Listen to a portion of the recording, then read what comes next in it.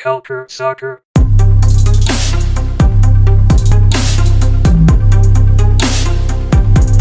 Bonjour à tous, bienvenue dans ce nouveau podcast Culture Soccer, le premier de cette nouvelle saison de podcast. Et qui dit nouvelle saison dit nouvelle année, donc une très bonne année à vous, chers auditeurs ou auditrices. Tout le meilleur pour 2020, pour votre famille, vos amis. J'espère que vous avez fêté la nouvelle année en belle compagnie. J'espère que vous avez passé de bonnes fêtes de fin d'année en général. Et nous voulions vous dire aussi que avec la bonne année, c'était aussi notre premier anniversaire en tant que site sur Culture Soccer. Donc nous avons fêté cette semaine notre tout premier anniversaire. Ça fait 1 an que Culture Soccer est en vie. Nous avons fait plus de 70 podcasts, 250 articles. Merci à tous de votre fidélité. Sans vous, nous ne serions pas là et on n'aurait jamais lancé un peu cette aventure puisque vous avez été environ 35 000 à passer sur notre site, ce qui est un nombre assez conséquent. Pour fêter ça, nous avons commencé nous avons publié une sorte d'article sur notre site que vous pouvez voir qui s'intitule Premier anniversaire et maillot, puisque nous avons sorti une gamme de maillots de chandail si vous êtes au Québec, des t-shirts de sport donc avec Icarus, une marque iconique des divisions inférieures américaines. C'est une marque extrêmement connue là-bas. Si vous êtes un peu un hipster du soccer américain, vous les connaissez sûrement, qui font des designs vraiment bien, vraiment bons. Et c'est pas des t-shirts avec juste notre logo dessus, c'est des vrais maillots de soccer qui sont faits pour la pratique du sport, mais qui sont aussi d'un design assez épuré, donc vous pouvez les porter aussi dans la rue. N'hésitez pas à aller voir ça si ça vous intéresse. Toutes les informations sont sur notre site.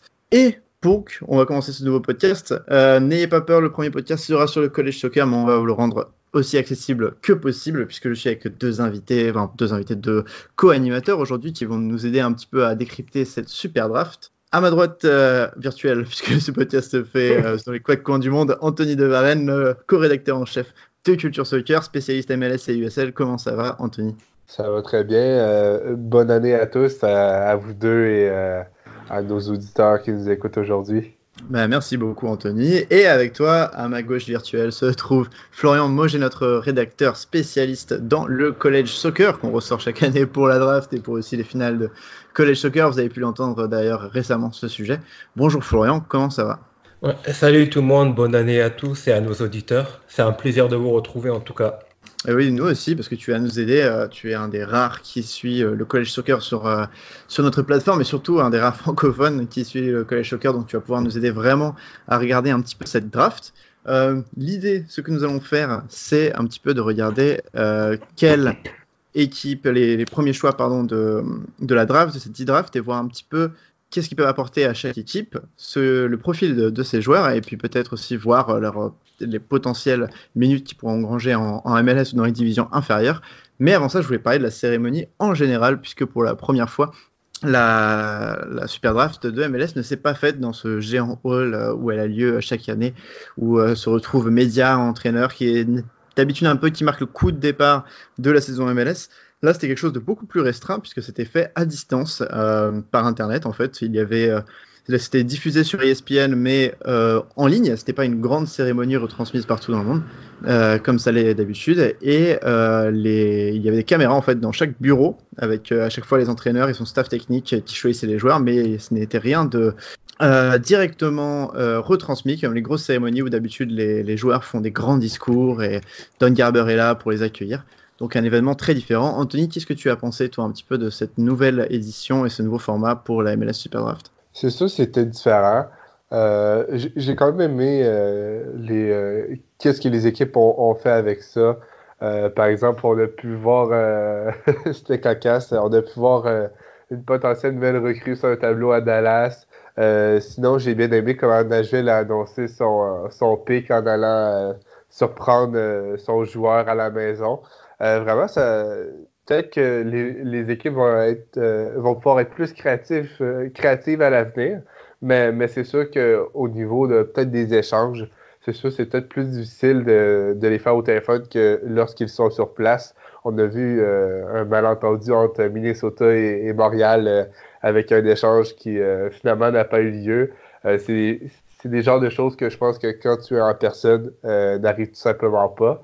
Donc, il y avait des points positifs à être sur place. Mais tu sais, nous, en tant que fans, je crois qu'on va pas être beaucoup impacté. Je crois que c'est plus dommage pour les joueurs qui peuvent pas directement aller rencontrer leur entraîneur, leur directeur général. Tu sais, c'était toujours émouvant un peu de voir les recrues aller serrer la main de leur futur patron. Mais malheureusement, ça serait plus le cas, là. C'est vrai qu'il y a eu un peu deux idées pour les deux premiers picks dont on parlera un peu plus tard, mais c'est vrai que le premier choix de l'Inter Miami a reçu un Skype de David Beckham, personne d'autre, qui est en partie propriétaire de Miami, donc ça s'explique comme ça. Et puis le deuxième, comme tu disais, Nashville, le général manager Mike Jacobs a fait le trajet, plus de 10 heures de bus avec un bus rempli de fans pour aller accueillir et mettre l'écharpe sur le premier drafté de Nashville, qui était le numéro 2 en total, chez lui, pour arriver chez lui avec une cinquantaine de supporters. C'est très sympa aussi comme moment, mais c'est vrai qu'en dehors de ça, on perdait un petit peu la spontanéité de cette grande salle où les joueurs étaient choisis. C'était un peu plus calme. Qu'est-ce que tu en as pensé de toi, Florian? Moi, je trouvais que l'idée finalement était bien, puisque ça permettait à tout le monde, même ceux qui n'avaient pas ESPN, de pouvoir regarder la draft. Mais j'ai trouvé un peu qu'il y avait quand même un manque de préparation. On a vu quand même quelques erreurs sur le nom des universités de certains joueurs, sur les postes aussi, et même sur le MLS Tracker, puisque j'en ai profité pour le regarder en même temps, sur les endroits où ils ont été draftés aussi. Il y avait un joueur, je crois, qui avait été annoncé à Minnesota, et c'était pas finalement cette équipe-là. Et ils n'ont pas assez, à mon goût, ils n'ont pas assez parlé des joueurs. Il y a eu trop peu de temps qui a été donné pour parler d'eux.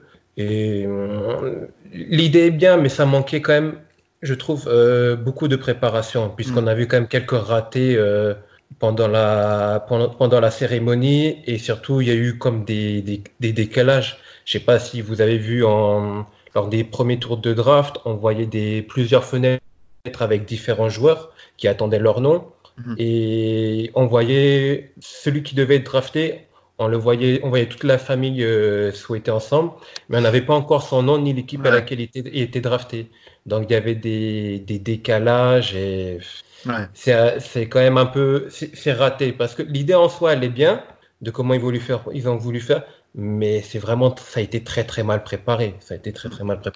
Je suis assez d'accord avec toi, même si je trouvais ça impressionnant quand même. ESPN avait des caméras, mais alors dans au moins, je crois, 10 bureaux de MLS, et puis chez une dizaine de joueurs aussi. Donc je sais pas combien de caméras ils ont mis en tout, mais c'est assez impressionnant de ce côté-là.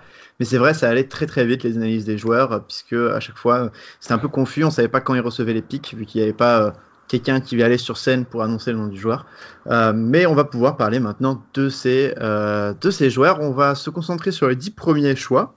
Puis après, Florian va nous donner 2 ou 3 autres choix qui paraissent intéressants pour lui d'analyser. Et donc, on va commencer par le premier, celui dont je parlais plus tôt et qui a reçu un appel de David Beckham lui-même. C'est impressionnant, j'imagine, pour un jeune drafté.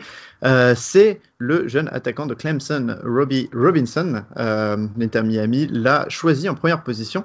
Alors, Florian, qu'est-ce que tu peux nous dire sur ce Robbie Robinson ? Déjà, ce qu'il faut savoir, c'est qu'il ne vient pas du tout d'un programme académie chez les jeunes.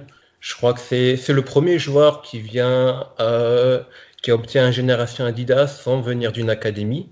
Donc c'est assez impressionnant de voir qu'on peut réussir sans être dans une académie aux États-Unis.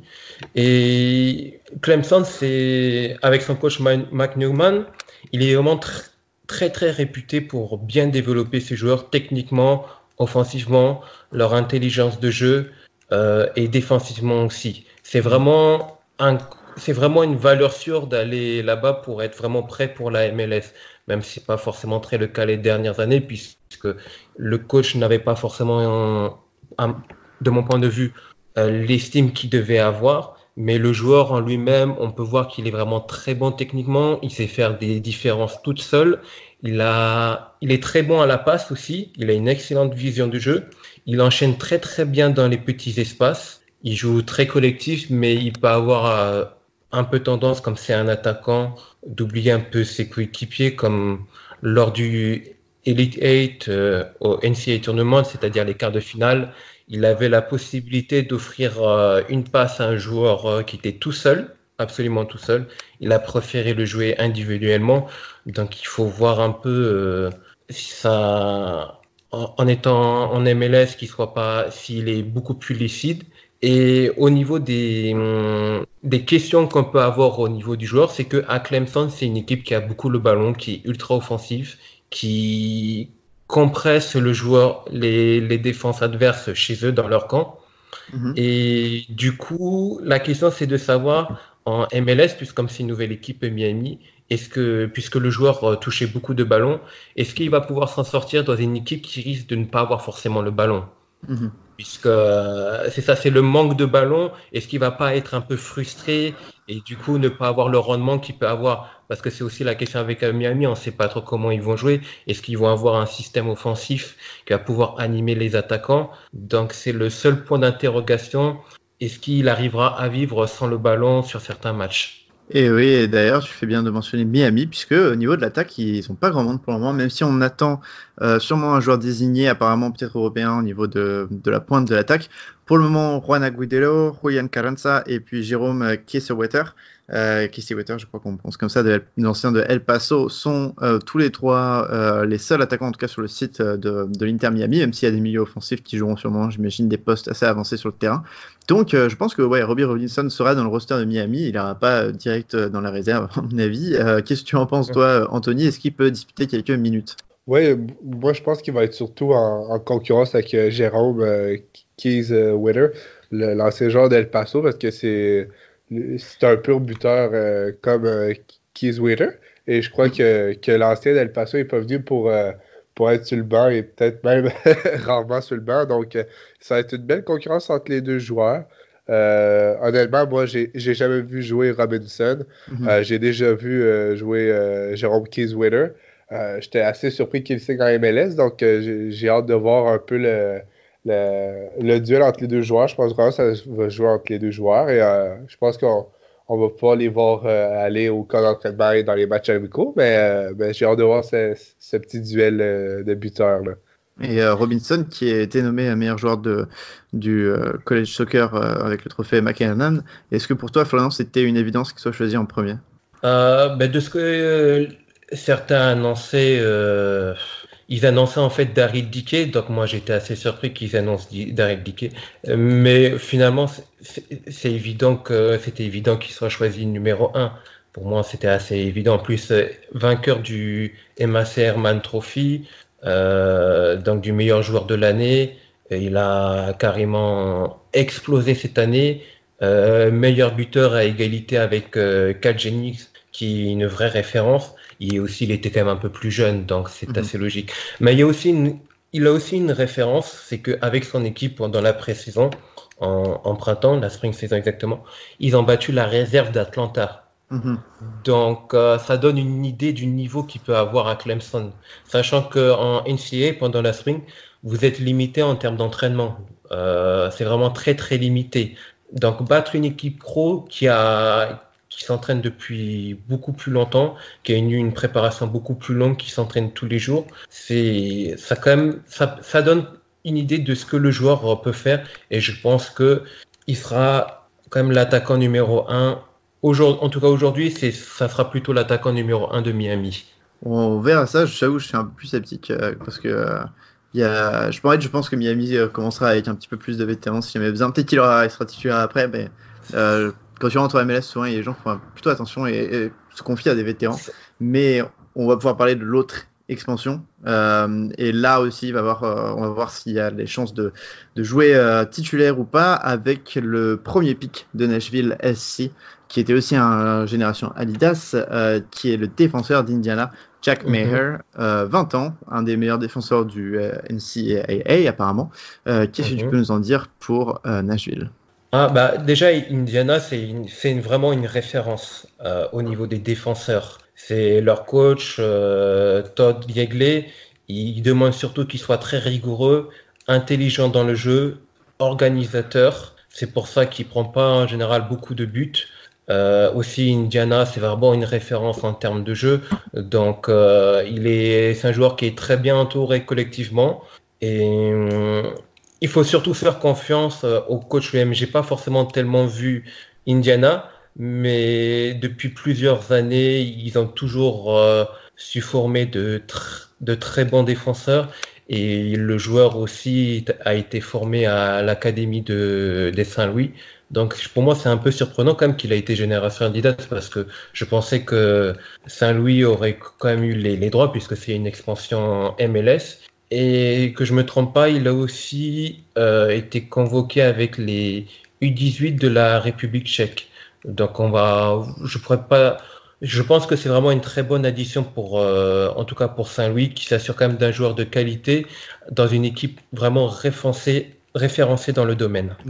Oui, je vois, d'accord. Et puis, on a la chance, parce qu'avec nous, on a le spécialiste un petit peu de Nashville. Anthony, Nashville est ton équipe de cœur. Dis-nous, est-ce que tu penses qu'il peut jouer en tant que titulaire, en tant que remplaçant? Qu'est-ce que sera un petit peu son avenir à Nashville par rapport au roster actuel? Oui, je crois vraiment qu'il pourrait avoir un impact dès la première saison, dès sa saison recrue, parce que quand j'écoutais le draft, là, les experts MLS disaient que c'était l'un des joueurs les plus prêts à jouer pro dans cette QV 2020.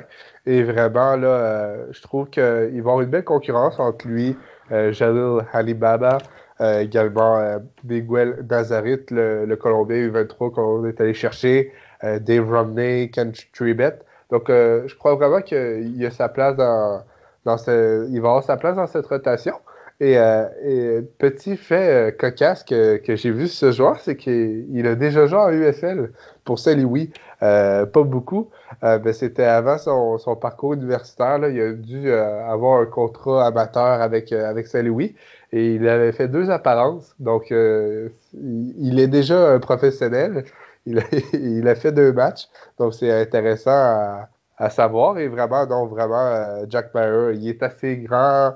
6 pieds 3, peut-être qu'il n'est pas encore très costaud pour la MLS, mais il risque de prendre un peu de poids. Seulement 175 livres. Donc, non, vraiment, je crois qu'il peut avoir un impact dès sa première saison et ça va être à surveiller. J'espère qu'il va rester avec nous longtemps et qu'il n'ira pas à Saint-Louis quand l'équipe va arriver. Là. Mm-hmm. D'accord, intéressant. Ouais, c'est cool qu'il y ait un peu de chance de s'incruster dans la défense et peut-être être titulaire au fil de l'année. En tout cas, c'est une addition défensive du coup pour Nashville et on va rester dans les expansions. À moins que Florian, est-ce que tu as quelque chose à rajouter sur ce joueur ou c'est tout? Non, Anthony, il a bien complété sur le joueur, donc j'ai pas à dire à plus. On a tout ce qu'il faut. Parfait, on va rester dans les expansions, et on va rester aussi dans les défenses, puisque c'est Miami qui avait le prochain tour, le tour numéro 3 troisième pick, troisième choix de tour numéro 1, qu'ils avaient pris à Cincinnati dans un échange en novembre. Et ils ont choisi Dylan Nellis, le défenseur de Georgetown, un autre défenseur donc choisi, et cette fois pour Miami. Florian, qu'est-ce que tu peux nous dire sur le frère de Sean Nellis, qui avait aussi été drafté récemment par le New York Red Bulls, je crois l'année dernière ou il y a 2-3 saisons, je me souviens plus. Ouais, Dylan Nellis, c'est le latéral droit de Georgetown, c'est aussi le capitaine de l'équipe qui a été récompensé 2 années de suite du meilleur défenseur de sa conférence. Mm-hmm. Après, je suis pas tellement convaincu par le joueur. Les latéraux en college soccer ont beaucoup l'habitude d'être un peu limités. Ils se cachent beaucoup dans leur effectif. Je trouve que c'est un joueur, on va dire, qui fait le job, mais à Georgetown, il y avait surtout un énorme milieu dominant, surtout très, très dominant. C'est eux qui organisaient le jeu, qui gardaient la possession. Il y avait aussi une défense centrale qui annulait très bien les attaques. Et au niveau de Dylan Nellis, ce que je trouvais, il bénéficiait surtout de l'apport de son milieu de terrain, puisque les défenseurs étaient trop occupés en fait à défendre sur leur attaquant, leur 10 qui faisait une énorme saison, les ailiers aussi.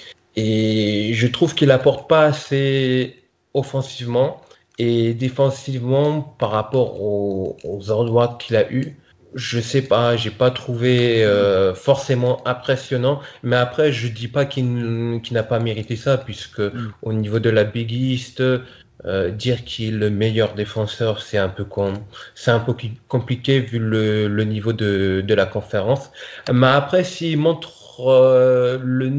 s'il refait le même match qu'il a fait lors de la finale nationale lors de la College Cup.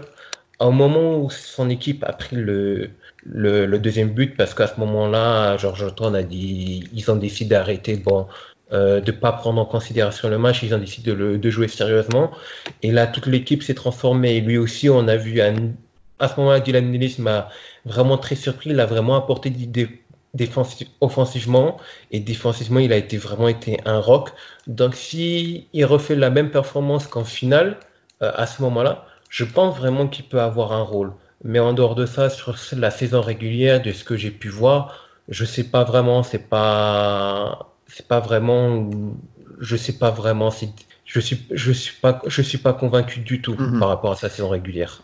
Peut-être que c'est un joueur, on sait que Miami va avoir une équipe réserve qui va jouer en troisième division, en Ligue 1. Peut-être qu'il va commencer là-bas. Anthony, je sais pas ce que tu en penses, parce qu'il y a déjà 3 arrière-droits à Miami. Alvas Powell qui arrivait de Cincinnati, A.J. De La Garza qui arrivait de Houston, et un jeune qui arrivait aussi de la réserve de Seattle, Tacoma, Denzo Ulisi. Donc, je ne sais pas ce que tu en penses, Anthony, mais ça va être très compliqué pour notre jeune drafté de trouver un peu de temps de jeu. Ouais, non, j'ai l'impression que au lieu de gratter des minutes en MLS, il risque de plus être en concurrence en Ligue 1 avec Denzo Ulysse. Vraiment, Ulysse, c'est un joueur exceptionnel, en tout cas pour ma part, que je trouve que j'ai adoré avec Tacoma. Donc, déjà, je crois que il va devoir se battre en réserve avec ce joueur. Donc, on n'est pas encore à parler de MLS là, avec le vétéran A.J. De La Garza et peut-être le joueur qui va se relancer, Alvas Powell. Donc, non, pour vrai, je pense que c'est plus un choix pour l'avenir. S'il se construit bien dans la maison du Inter Miami, là, dans la réserve, vraiment apprendre les systèmes de jeu de l'entraîneur avec la réserve et tout, peut-être qu'il va pouvoir devenir un bon latéral droit, peut-être dans 1 an ou 2. Mais pour l'instant, là, je crois que ça va jouer en réserve pour lui, là. Je suis entièrement d'accord avec toi. Ça va être compliqué de passer Powell ou De La Garza. Mais oui, en effet, pourquoi pas plus tard. Je pense que Ulissi va peut-être essayer de gratter des minutes en MLS. Donc peut-être qu'il va être titulaire en Ligue 1 et peut-être s'affirmer pour les prochaines années. À voir en tout cas pour le deuxième pick de l'Inter Miami. On passe au choix numéro 4, c'est Ryan Raposo, un milieu de terrain de Syracuse pour les Vancouver Whitecaps. Les Whitecaps, ils sont aussi dans une saison on va dire de transition. Ils ont donc récupéré ce joueur qui est génération Adidas aussi. Qu'est-ce que tu peux nous dire dessus, Florian? Encore une fois, on se tourne vers toi. Ouais, c'est déjà en tout cas c'est le Canadien de ces drafts qui est drafté le plus haut. C'est un ailier gauche qui a joué lors de sa dernière saison un peu à toutes les positions en attaque et au milieu. Lorsque j'ai suivi la première année, c'était surtout un feu follet qui partait beaucoup vers l'avant. On voyait quand même déjà que il avait beaucoup de talent, qui percutait beaucoup, qui était surtout un très bon passeur.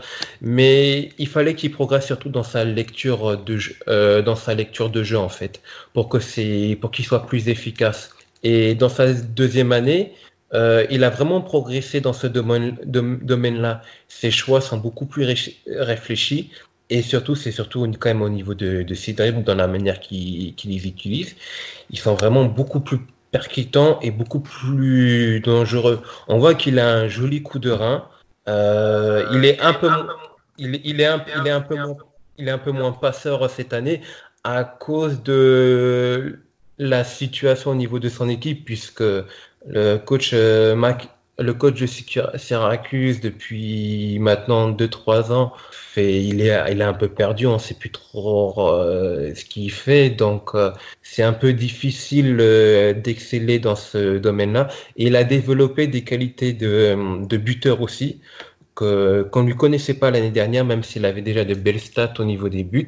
Mais ses stats au niveau du nombre de buts sont assez faussées, parce que ce qui n'a pas été dit, c'est que après lors du match contre Clemson, l'équipe s'est fait humilier, ils ont perdu le match 7-4. Et 24 heures après, le coach de Syracuse a organisé un match contre une Division 3 qui n'était pas prévu dans le calendrier.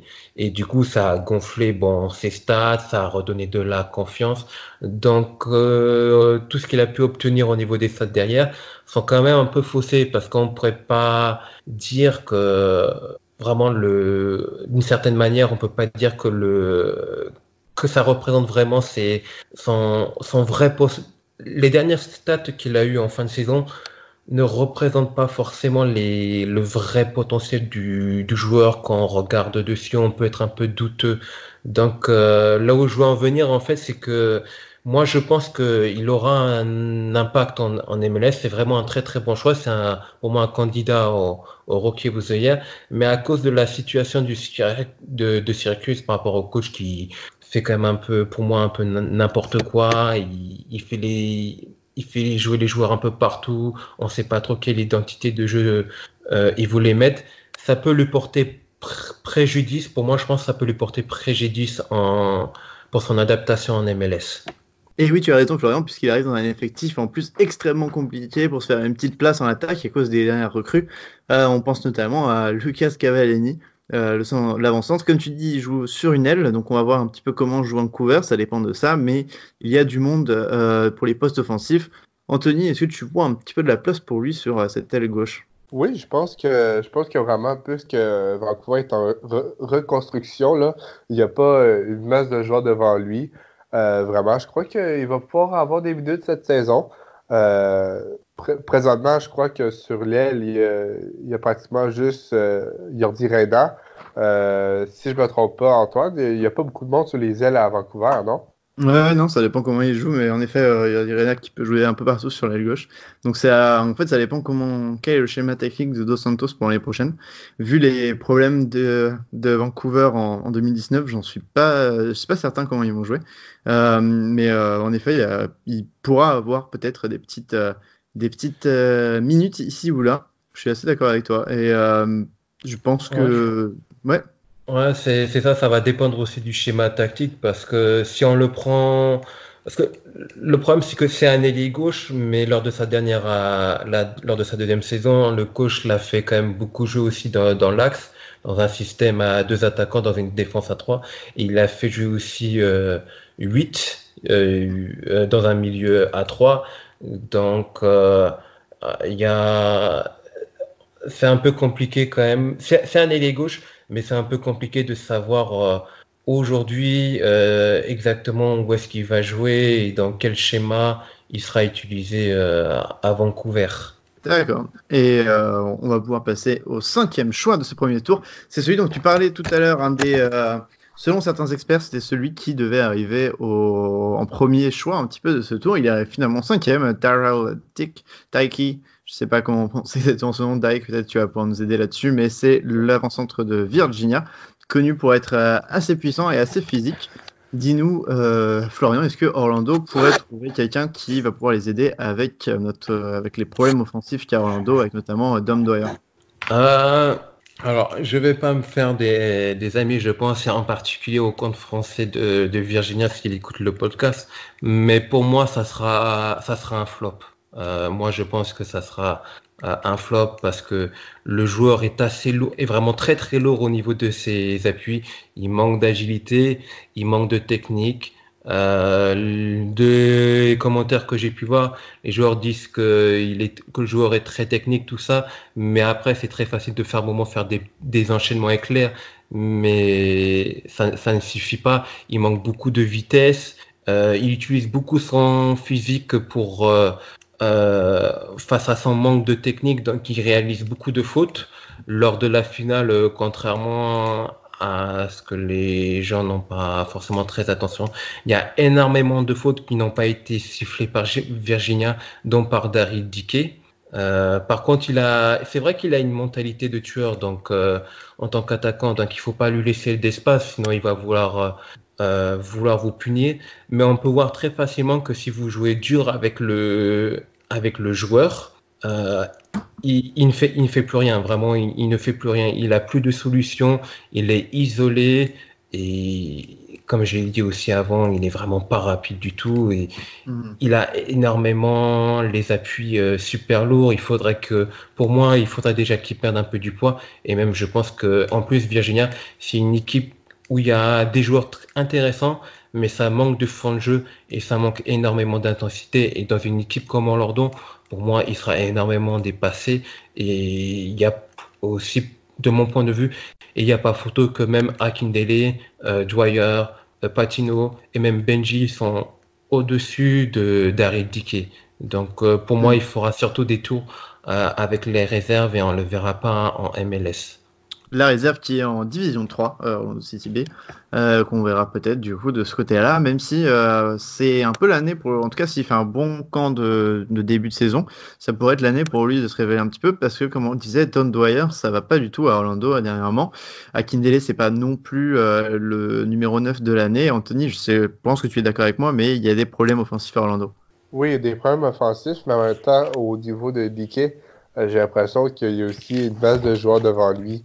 Même si Orlando a des problèmes offensifs, je pense à un joueur comme Benji Mitchell, comme Santiago Patiguio. Je me dis, je pense pas que Dike va être meilleur que. Je sais pas s'ils sont allés chercher Dike pour faire rappeler un peu Kyle Reed, puisque les deux ont un gros physique, mais je pense pas qu'ils font le même impact que Larry dans sa première année. Là. Ouais, non, ça m'étonnerait aussi. Et surtout, pour avoir quand même. J'ai regardé quand même beaucoup Orlando l'année dernière, mais il y a aussi quand même l'un des problèmes Orlando, c'est que le coach j'ai quand même d'effectifs quasiment à tous les matchs. Donc c'est quand même difficile d'avoir un attaquant qui puisse performer. Là, on va voir un peu avec Pereira, je pense qu'il y aura quand même plutôt le même 11 chaque week-end. Et des joueurs comme Patino et Benji vont pouvoir vraiment plus se montrer et sur du long terme. Donc ça va être un peu compliqué, surtout que je crois que Pereira joue en principe avec une seule pointe. Donc il y a quand même déjà 4 attaquants devant Dike. Et surtout que Patino et Benji, moi qui les ai déjà suivis à l'université et qui ont quand même fait des bons matchs en MLS, je pense ils ont déjà une grosse marge devant Dike. D'accord, eh ben on va voir ça un petit peu pendant l'année. Et on va passer au numéro 6. On a fait les 5 premiers, on va passer les 5 derniers de ce top 10 un peu plus rapidement avec le numéro 6, Henry Kessler de l'Université de Virginia, un défenseur pour le New England Revolution. New England Revolution et son entraîneur Bruce Arena, qui a toujours cru en la draft et qui avait l'air très intéressé par Henry Kessler. Il a dit s'ils avaient eu le numéro 1, le choix numéro 1, ils auraient choisi aussi ce joueur et il a l'air de faire énormément confiance au college soccer. Qu'est-ce que tu penses un petit peu de Henry Kessler, Florian? Henry Kessler, on dirait un peu que c'est un peu un défenseur un peu style à l'européenne. De ce que j'ai vu, il relance bien, il utilise bien son corps pour défendre. Il a l'air d'être propre. Et aussi, ce qu'il faut pas oublier, c'est que Bruce Arena a entraîné à Virginia. Donc, selon moi, c'est que il a toujours des contacts depuis qu'il est parti de là-bas et il suit surtout assez régulièrement les matchs. Et au niveau du garçon, il doit savoir exactement quelles sont ses qualités et ses défauts. Et je crois vraiment que il peut se faire une place dans le 11, puisque, comme j'ai expliqué avant, Bruce Arena vient de Virginia et il suit depuis toujours comme son ancien programme. Oui, je suis assez d'accord avec toi. Il y a une place à se faire un petit peu, peut-être, en tout cas dans la rotation, sachant qu'ils ont acheté Samba Camara récemment du Havre, mais il y a Delamea, Mancienne, et il y a aussi pas mal d'ailiers, donc s'il joue en défense centrale, oui, peut-être un peu de place pour lui. Anthony, tu es d'accord avec moi? Oui, je crois que vraiment, il y a sa place à jouer avec les Revs. Je crois que ça va jouer dans le cas d'entraînement. Mais une nouveauté cette année avec les Revs, c'est il va pouvoir s'entraîner avec le club, peut-être être dans la rotation, mais si jamais Bruce Arena voit qu'il manque un peu de temps de jeu, il va même pouvoir aller dans la nouvelle réserve en Ligue 1, les Revs 2. Donc ça pourrait être vraiment intéressant pour lui, là, pour accumuler du temps de jeu, parce que vraiment à son âge, l'important c'est d'enchaîner les matchs et non pas d'attendre sur le banc. Donc, il va pouvoir essayer de prendre sa place et si ça marche moyen, il va pouvoir accumuler les minutes avec la réserve. Là. Oui, en effet, c'est vrai que dans les nouvelles expansions comme ça, dans les divisions inférieures, il y aura peut-être un manque de personnel. Il va peut-être faire quelques allers-retours là-bas. On verra un petit peu s'il arrive à se faire une place chez les Revs. Et on passe au numéro 7, Miguel Berry, un attaquant de l'Université de San Diego, numéro 7, qui a été accueilli par le Columbus Crew SC. Le Columbus Crew SC qui connaît aussi une off-saison très active avec beaucoup de recrues. Et on va voir, Florian, explique-nous un peu qui est ce Miguel Berry et s'il pourra jouer avec Columbus. Ouais, Miguel Berry, c'est vraiment un vraiment très très grand attaquant. Je crois qu'il fait un peu plus d'1m90. Je trouve il joue vraiment très bien pour un joueur de sa taille. Il lit très bien le jeu. Il a marqué contrairement à ce qu'on peut penser, il a marqué énormément de buts à travers le jeu à San Diego. Très peu sur la tête. Il en a marqué aussi quand même quelques-uns sur coups de pied arrêtés. Mais je dirais quand même, il manque un peu de vitesse. Il faudrait qu'il enchaîne beaucoup plus rapidement ses dribbles, qu'il gagne aussi un peu en vitesse de course, parce que je pense que en MLS, quand même, les défenseurs sont quand même beaucoup plus rapides que ça avec ce qu'il a. Et je pense aussi qu'il a besoin de faire une préparation spécifique d'avant-saison s'il veut pas être largué à un moment, pour pas que le Columbus à un moment décide de l'envoyer en League One ou en Championships. Mais je crois qu'il peut se faire, honnêtement, je pense qu'il peut se faire. S'il a fait le nécessaire pour se préparer, je pense qu'il peut avoir un rôle comme deuxième, troisième attaquant, voire à un moment donné concurrencer Zardes. Il est quand même aussi quand même efficace devant le but. Là, il y a pas de doute. Pardon pour le lapsus, il n'y a vraiment pas trop de doute là-dessus quand on voit que c'est quand même un très bon finisseur aussi. Là où on peut reprocher ce problème au niveau avec Zardes, le seul inconvénient qu'il a, c'est juste au niveau en fait un peu de la vitesse qu'il peut avoir. Il va falloir qu'il travaille un peu ce côté-là pour pas qu'il devienne inoffensif face à des défenseurs qui sont plus expérimentés que lui. Donc c'est peut-être un peu aussi le manque d'expérience au niveau pro qui peut lui porter, je dirais, défaut. Donc il est important qu'il se prépare bien. Oui, en effet, c'est vrai que le Columbus joue avec un attaquant rapide puisqu'il joue en transition, donc ça va être compliqué pour lui. Et puis je pense que Jesse Zardes part titulaire cette année encore, avec Jordan Hamilton peut-être en doublure, mais il pourra jouer peut-être quelques minutes, surtout en coupe, sans doute. Qu'est-ce que tu en penses, Anthony? Tu es d'accord avec moi? Oui, et même si ça adapte bien la MLS, là, il pourrait gratter quelques minutes. Je crois qu'il est quand même tombé dans une équipe qui a pas beaucoup de profondeur à l'attaque, à part Zardes. Jordan Hamilton, c'est pas le buteur top MLS, là, donc si Berry s'adapte bien avec le crew et tout, il va pouvoir vraiment gratter des minutes assez rapidement. Il est assez grand, là, avec 6 pieds 3 pouces. Donc, peut-être une menace aérienne possiblement pour le crew en fin de match et tout. Donc, ça peut être intéressant. Mais peut-être je le vois la première moitié de saison, peut-être aller en USL. Ça pourrait être peut-être intéressant pour lui là, de découvrir le monde pro, mais assez un peu plus doucement. Là. Ouais, c'est possible. Et il y a aussi ce détail, c'est que l'attaquant qui a été drafté l'année dernière, J.J. Williams, aussi n'avait pas l'habitude de jouer seul en pointe. C'est plutôt lui un attaquant qui aime jouer avec deux pointes avec lui. Et Miguel Berry, lui, c'est vraiment un joueur qui a l'habitude de jouer seul dans un système en 4-3-3 ou en 4-2-3-1. Donc il saura mieux s'acclimater que J.J. Williams à ce poste. Et comme Anthony l'a dit, en fin de match ou des fois il faut essayer de débloquer une situation de la tête, tout ça, il pourrait faire quelques rentrées et c'est quand même à ce moment-là que justement sa place pourrait se jouer justement grâce à sa grande taille.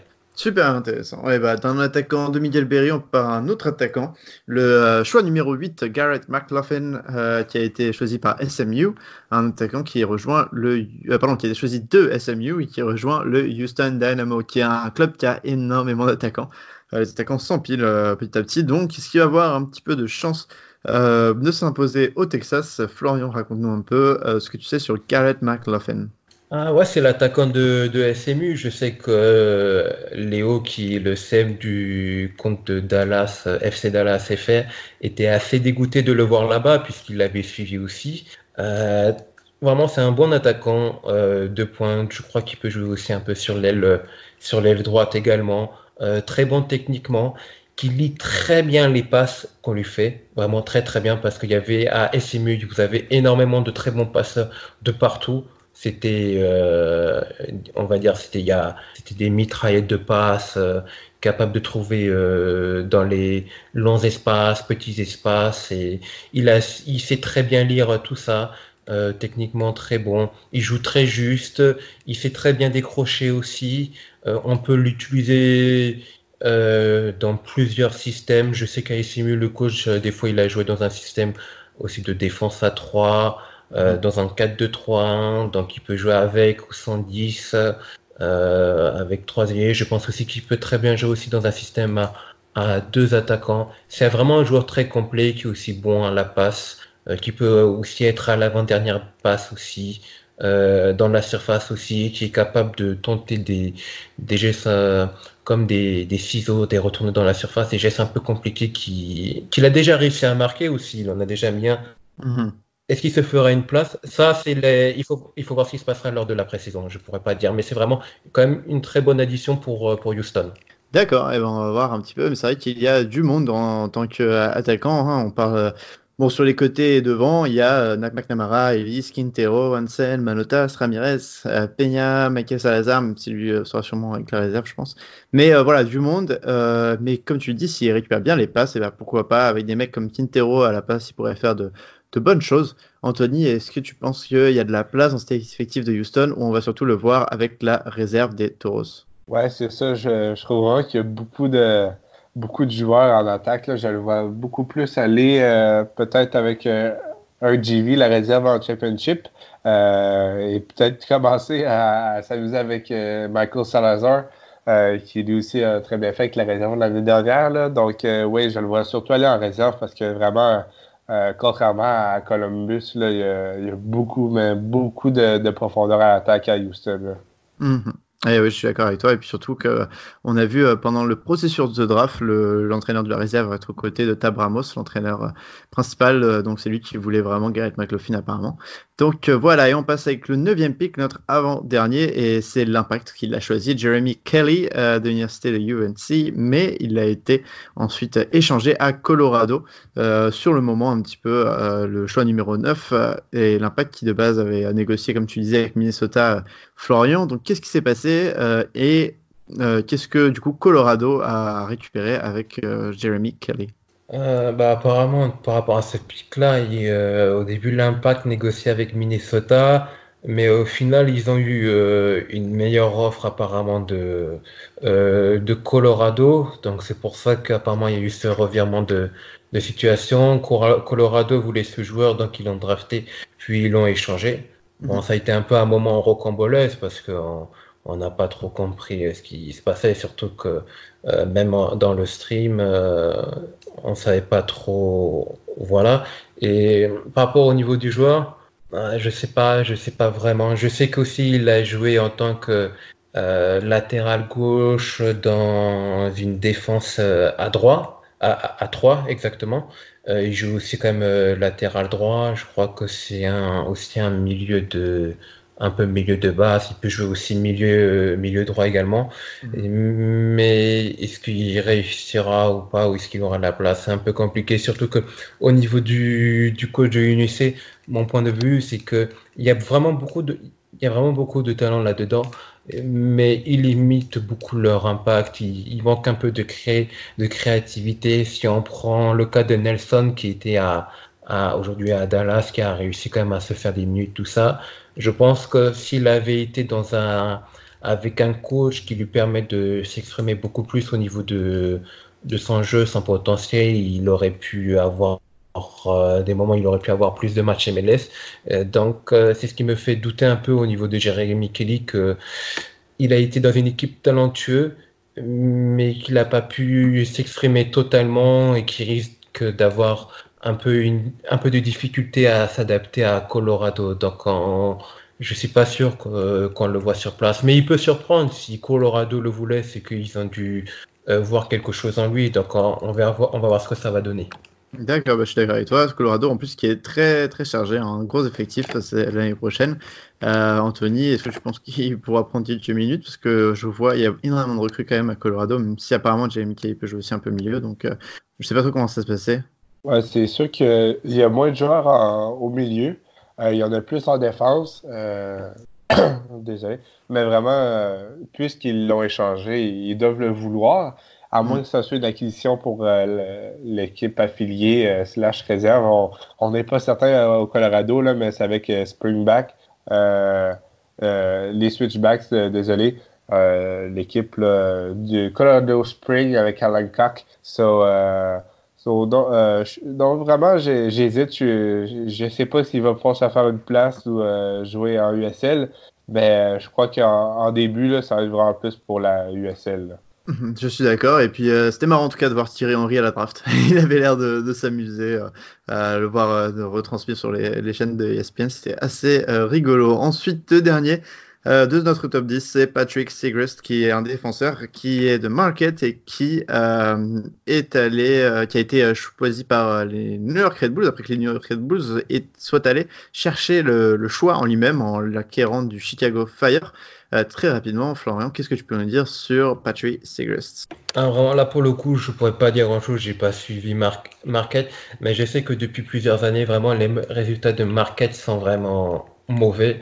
Mhm. Donc, de ce côté-là, c'est compliqué de voir un joueur réussir dans une équipe qui ne gagne pas, en fait. Mais Mhm. après, on sait que le Red Bull scoute les joueurs de collège. Mhm. Donc, il faut leur faire confiance sur leur choix. De toute manière, il fera, dans le pire des cas, des tours avec la réserve, prendre du temps de jeu, reprendre de la confiance, etc. Et peut-être en milieu de saison, comme avec Rhys Buckmaster, le latéral droit, mais il va signer un contrat MLS et on le verra ensuite. Donc, autant faire confiance au Red Bull dans ce cas-là. J'ai juste ça à dire. Mhm. Bah oui, non, c'est vrai, tu as très raison. Anthony sera d'accord avec toi. Le New York Red Bulls est une des meilleures équipes du SL et enfin leur réserve est géniale pour développer les jeunes joueurs. Donc Anthony, on risque de le voir passer pas mal de temps là-bas. Oui, en effet, c'est pour du côté des Red Bulls, là, la réserve, c'est parfait pour les joueurs qui arrivent du college, du soccer. Vraiment, je crois qu'il n'y a pas un drafté des Red Bulls qui n'a pas passé par là. Et Mhm. vraiment, c'est l'école parfaite pour apprendre le schéma du jeu des Red Bulls, là. Ouais, bah, je suis assez d'accord avec toi. Et on va finir ce top avec Florian. Est-ce que tu as deux ou trois joueurs que tu aimerais un petit peu pointer du doigt comme des belles acquisitions dans les 10 autres choix pardon, du premier tour ou alors les choix du deuxième tour? Ouais, il y a un choix de Nashville, c'est Alistair Johnson, le Canada.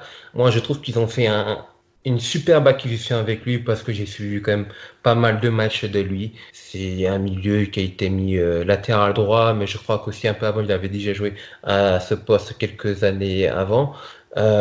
Joueur très généreux, solide défensivement, qui couvre bien, qui n'hésite pas à permuter de prendre la position de son défenseur qui est dézonné, qui apporte aussi beaucoup offensivement. On peut le voir souvent très très haut sur le terrain pour accompagner son milieu, euh, pour apporter une deuxième option offensive ou être là en tant qu'appui. C'est un joueur que j'adore vraiment et je trouve que c'est vraiment aussi un exemple. J'ai déjà dit Sutter, mais je trouve que c'est vraiment un exemple pour tous les gamins qui le regarderont parce qu'il donne toujours tout sur le terrain. Il donne absolument tout. Et bien que ça soit un défenseur et que c'est compliqué pour les défenseurs d'être rookie of the year, pour moi, c'est un joli bon candidat en tout cas.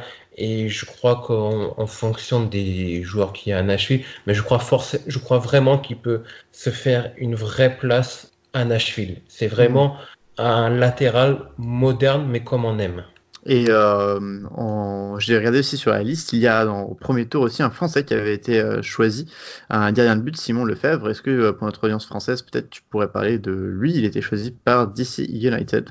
Ouais, je sais pas vraiment regarder le temple, puisque les résultats n'est pas trop là, c'est un peu compliqué. Mais on m'a dit qu'il était apparemment numéro 2 ou numéro 3 comme gardien à Bordeaux.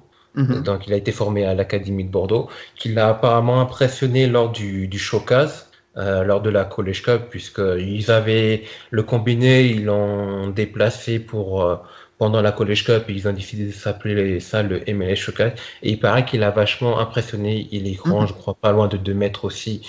Donc, on va bien voir. Peut-être qu'on pourra le voir en MLS, puisque le gardien de DC, Bellambi, là est actuellement au camp d'entraînement de l'US Mason National Team, et on risque peut-être de le revoir de nouveau convoqué avec l'équipe nationale de temps en temps lorsque la MLS aura des matchs. Donc peut-être qu'il aura, s'il confirme tout le bien, je pense qu'on pourrait le voir peut-être faire effectuer peut-être 4-5 matchs en MLS pour remplacer le gardien titulaire qui est appelé en équipe nationale. Donc on va bien voir, mais ça sera surtout des tours en équipe réserve, et de mémoire, les gardiens en équipe réserve n'étaient pas très concluants. D'accord. Et est-ce que tu as un dernier petit pic à pointer? Ouais, je vais dire rapidement, juste deux, très rapidement. Il y a celui de Cincinnati, Ray Ortiz, qui vient de Portland, donc ça c'est mon équipe à moi universitaire. Et le joueur, c'est un magicien. S'il retrouve le niveau qu'il avait lors de son année sophomore, alors je suis sûr qu'il jouera, puisqu'il est vraiment, il manie très bien vitesse et dribble, il est très imprévisible. C'est l'un des joueurs les plus rapides du collège soccer. Il a une excellente qualité de centre, quand même qu'il abuse un peu trop, je trouve. Il faut qu'il développe un peu ses qualités de buteur, en tout cas être juste tirer un peu plus au but. Et donc s'il retrouve le niveau qu'il avait, puisqu'il a connu une blessure lors de sa 3e année qu'il a coupé dans son élan, il n'avait pas trop la performance escomptée lors de sa dernière année, mais s'il retrouve le niveau qu'il avait lorsqu'il était sophomore, là où il était vraiment l'un des meilleurs dribbleurs du pays, il a vraiment sa chance de jouer en MLS. Et pour finir, c'est surtout Cal Jennings. Alors c'est vraiment la grosse acquisition qu'a fait Dallas. C'est assez surprenant qu'il soit drafté aussi bas en tant que 17e choix, parce qu'il a marqué, sur ces 2 dernières saisons, il a quand même marqué 38 buts en 38 matchs, et c'est quand même le seul joueur de la décennie à l'université qui a réussi ce tel exploit. Et il a un excellent contrôle du ballon. On peut croire par moments qu'il va perdre sa conduite de balle, mais pas du tout. Il est vraiment très rapide, de très bons appuis. Il n'explose pas du tout au contact. Il fait 1m80, mais il domine des joueurs beaucoup plus grands et beaucoup plus physiques que lui. Excellent finisseur, très bon passeur à la passe. Je crois qu'il est que à 3 passes décisives, mais c'est un peu particulier, puisque l'USF c'était surtout vraiment une très très grosse équipe collectivement, donc il était surtout concentré à la finition, mais très bon jeu en une touche de balle, très bonne conservation, très bon jeu de haut but, très bon joueur collectivement, j'ai à dire aussi. Et dans une équipe comme Dallas, je pense qu'ils ont vraiment trouvé leur attaquant qu'il fallait. Et honnêtement, moi, je parie qu'il mettra de toute façon des 10 buts facilement. Il en mettra au moins 15. Mais vraiment, je pense qu'il mettra... je lance le pari qu'il sera dans l'un des 3 meilleurs buteurs de l'année. De l'année tout court ou de Dallas? Dans les 3 meilleurs buteurs. C'est un gros pari que je lance, mais pour avoir vraiment vu le joueur, franchement, c'est un monstre. Mais ils ont deux gros attaquants Dallas quand même. Ils ont le Cobra et puis Jarrett qui va arriver. Ouais, mais il va surprendre. Moi, il va vraiment surprendre tout le monde. Ce sera ton je pense, moi, c'était celui que j'aurais pris comme numéro 1 de draft, et je suis assez surpris quand même qu'il soit pris quand même assez bas. Et c'est vraiment une chance unique pour Dallas. Et en Ligue 1, il fera peut-être quelques opérations avec la réserve, mais il restera pas. Il restera pas pour moi. C'est vraiment celui qui va gagner pour moi le Rookie of the Year, et on le verra dans l'avenir en équipe nationale pour moi. C'est les paris que je lance en tout cas. D'accord, tant mieux. On va regarder un petit peu ces paris là à la fin de la saison. Et est-ce que tu peux nous dire quelle équipe a fait rapidement des équipes pour toi qui ont géré leur draft cette année? Pour moi, il y a Dallas. Je m'étais noté voyons, Dallas, Nashville, Toronto et Orlando, malgré l'attaquant qu'ils ont drafté. Alors, donc, ce sont les 4 là qui ont réussi le mieux leur draft. Et on peut dire aussi d'une certaine manière le LAFC avec leur ailier irlandais qui, je pense qu'on dirait qu'ils ont vraiment beaucoup d'idées sur le sujet pour l'utiliser. D'accord, intéressant. On va voir un peu. Et puis, deux clubs qui n'ont pas fait d'acquisition du tout, que je voulais juste mentionner, l'Impact de Montréal, du coup, qui en a fait un, mais qui l'a revendu. Et puis, Philadelphie, qui a tradé aussi ses parts, tout comme d'ailleurs le Sporting KC. Donc, voilà, trois clubs qui n'ont pas recruté de drafté. Anthony, est-ce que tu as un mot de la fin pour clore un petit peu ce podcast sur la Super Draft? En fait, ça serait de dire que c'est toujours intéressant de voir à chaque année les joueurs qui vont percer. On sait que la majorité vont pas avoir de grands impacts dès leur première saison, mais j'ai hâte de voir qui va être un titulaire régulier entre Carl Jennings, un joueur que Florian aime, Jack Maher, Robbie Robinson ou même Ryan Raposo. Donc, j'ai vraiment hâte de voir et je crois que ça a été une saison très intéressante pour ces joueurs-là. En tout cas, on peut dire merci du coup à Florent d'être passé chez nous pour nous avoir présenté un petit peu cette draft. Merci beaucoup Florent. On peut retrouver tes articles sur Culture Soccer, bien entendu, et puis on peut te retrouver sur Twitter @collegesoccerfr. Un mot de la fin pour clore cette émission spéciale MLS Super Draft. Ouais, c'est moi, juste par rapport à la draft rapidement, je trouve quand même qu'elle est bien meilleure que l'année dernière et qu'il semble que les équipes ont fait cette fois-ci plus leur devoir parce que de mon point de vue, beaucoup de joueurs sont tombés dans de bons endroits pour eux. Donc peut-être le nouveau format de la MLS c'est mieux et j'espère que peut-être en milieu de saison, si beaucoup d'entre percent, on aura l'occasion d'en reparler en tout cas. Mais en tout cas, ces drafts, en tout cas dans les 2 premiers tours, ont été vraiment de ma part je trouve quand même très excitantes par rapport à ce que ça pourrait donner en MLS. Donc à voir. Oui, tu nous as donné envie en tout cas avec des belles prédictions. Donc on va voir un petit peu à la fin de la saison aussi, peut-être qui sera le Rookie of the Year. Ce sera très intéressant de regarder tout ça.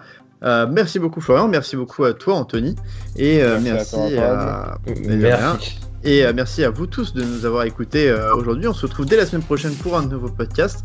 Entre temps, bien sûr, nous avons notre podcast Culture Soccer à l'érable qui est disponible si jamais vous vous ennuyez. Et tous nos articles sur notre site internet avec des nouveaux chaque semaine. Merci de votre fidélité et ciao. Culture Soccer.